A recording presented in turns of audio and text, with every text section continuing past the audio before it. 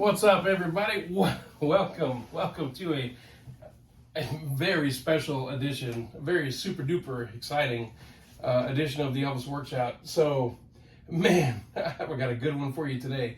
I hope you stick around for the whole thing. Really, this one's going to be a lot of fun. So it's Christmas Eve, right? The day before Christmas Eve, and man, my mailbox.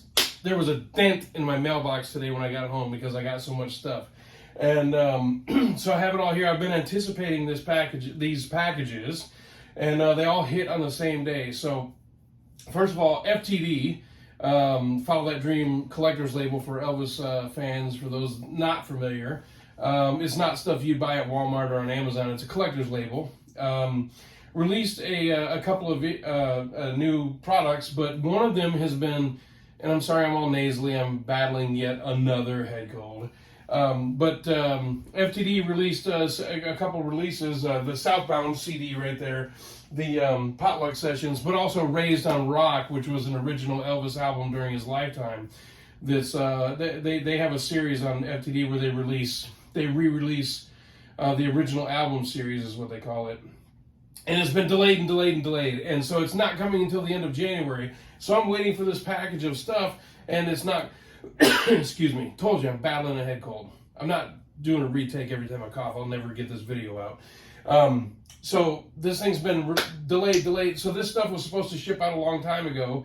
I keep seeing other people on Facebook and Instagram and whatever showing copies of this, whatever. And I don't have mine because I ordered it in a bulk package, and I'm waiting for Raised on Rock to also be released.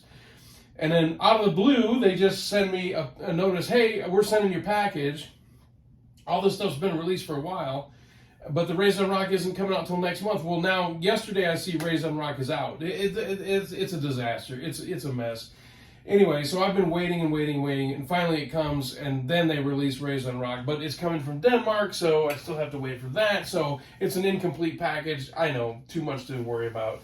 So anyway, but I knew this was coming today, and I had something else that was coming today, and I've got all kinds of goodies here today. So this is actually, to me, super exciting, so I hope you stick around and watch because this is going to be fun. So, man, I have a lot today, a lot. So, first of all, so I was digging through a drawer the other day, this drawer right here, and I realized I have so much stuff to hang up, and you know what, I have a problem. If you'll notice the wall here in the Elvis Workshop, this is my home office, by the way. For those of you that are wondering, not that you're wondering or care, but I'm just going to tell you anyway, the whole rest of my house looks like a normal house. If you came into the front door, which is on the other side of the wall over there, and walked through the entire house, you would never know anything about my Elvis habit. You come into my home office, and it's like that scene in Ace Ventura when he walks in and there's all the animals all over the wall. Yeah, it's one of those things. So my whole house is actually just a regular, normal-looking house. But I have all my stuff in here. And so the point is that wall that's behind the camera, which you can't see because it's on the other side of where you're looking at right now, is full of pictures. And it's a 10-foot ceiling in here. And I have enough room for probably 3 8x10s. And so I'm looking through the drawer, and I find all this stuff that I put in there a long time ago, and I kind of forgot about it. So this is a picture of me with the band Tesla. Look at that. How cool is that? This is an 8x10 given to me by a very good friend of mine. Wanda Jackson, baby. And it has my name on it. She didn't actually sign it to me, but he got it, and it has my name on it, so he gave it to me. How cool is that? This, I got in person at a Star Trek convention, actually. Celeste Yarnell, she's passed away.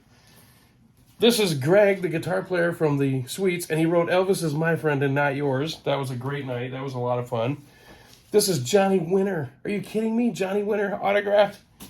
Nikki Sixx autographed. Motley Crue, baby. I took that photo, and then he signed it for me later. And I have nowhere to put it. I have no space on the freaking wall. So I have to figure out what to do. Anyway, so here's the beautiful thing about being an Elvis fan and talking with other Elvis fans and just kind of fellowshipping and just, you know, just being friends with people just because of a mutual like or dislike of something or whatever. So I met a friend online, and great dude, and we talk about a bunch of things all the time. And I sent him a nice little package the other week, and he sent me something back totally unexpected as a thank you. And so I've got that here, and so I want to show you. So David, thank you very much.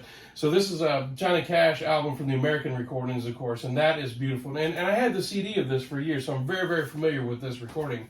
And so this is great. I spun it today, and it was very nice.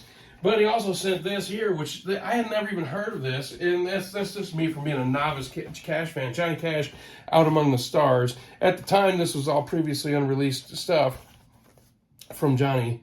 And I played this while I was getting ready for work the other day, and it was awesome. And you know what was the best part about this? Is it was just from a friend that I met online, and we just have mutual interest, and we communicate all the time, and it's just a lot of fun. And so to me, that's what it's all about, being an Elvis fan.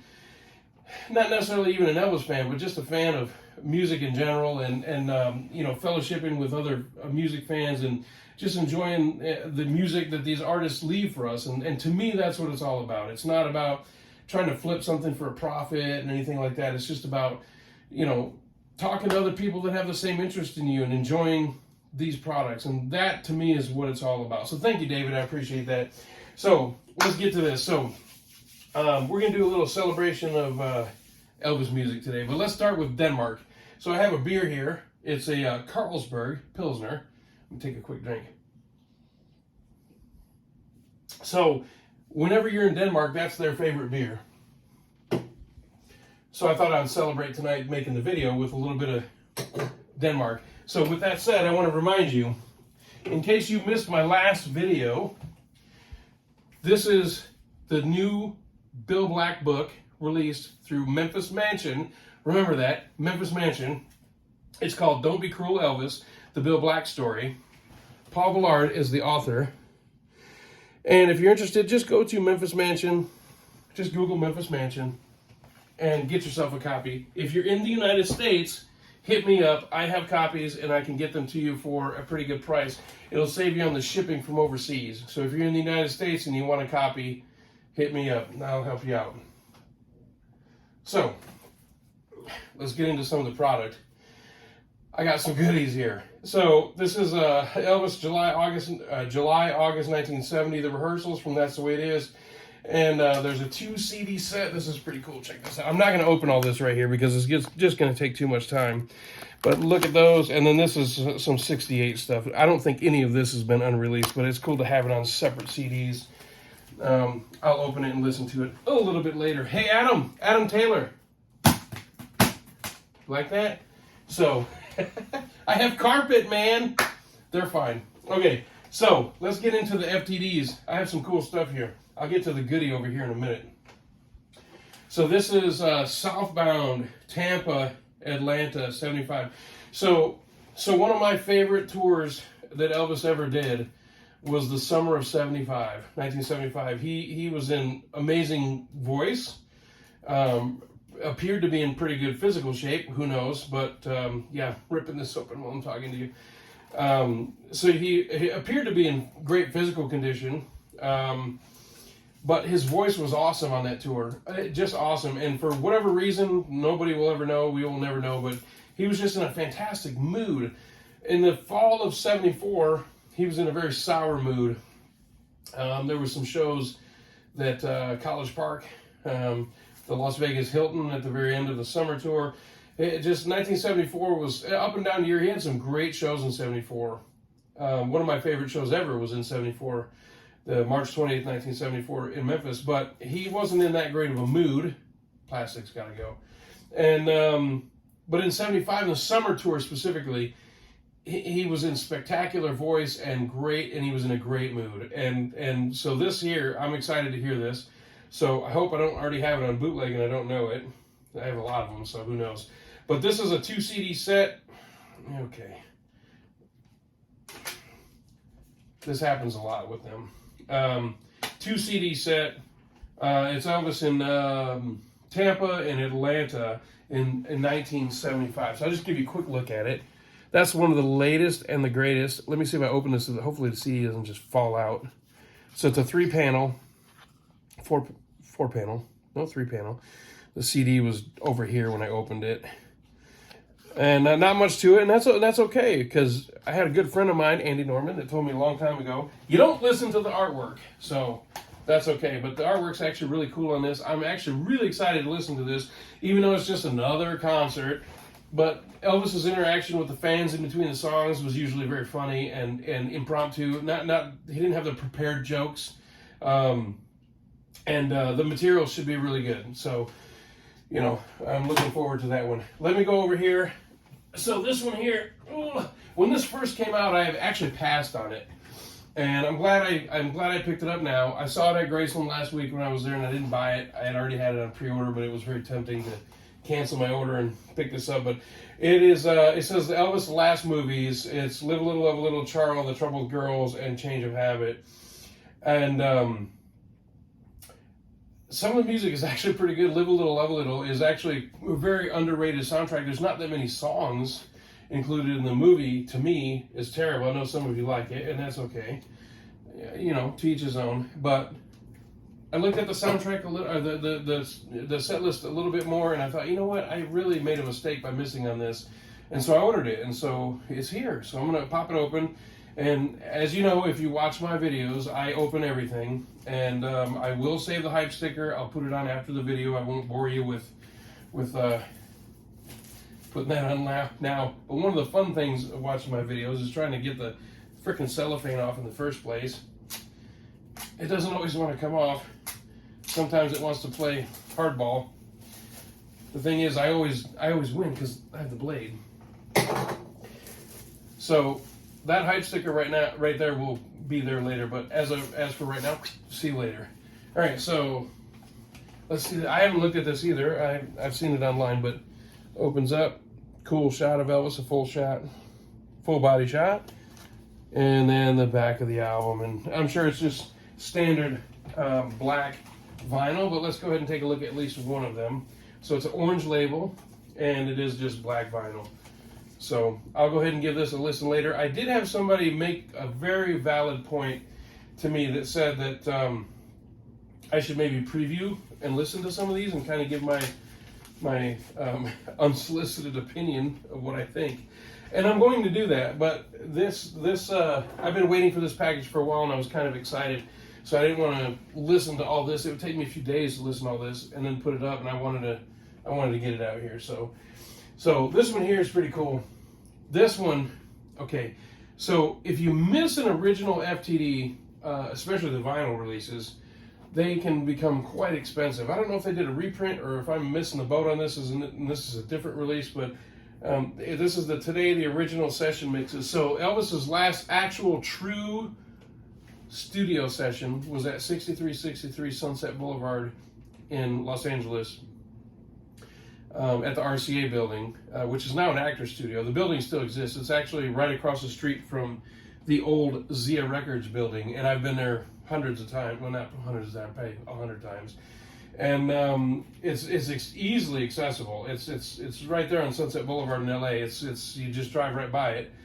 And this is the last time Elvis was actually in a legitimate, true recording session. The Graceland sessions were, as you know, just kind of made up. They, they brought the stuff to him and had him record in his den because he just basically refused to go to the studio. So this is his last true session in a recording studio. And man, I love the Today album. I really do. I'm going to do another video just on the Today album because I have a couple of other samples of it over there. And there goes the plastic.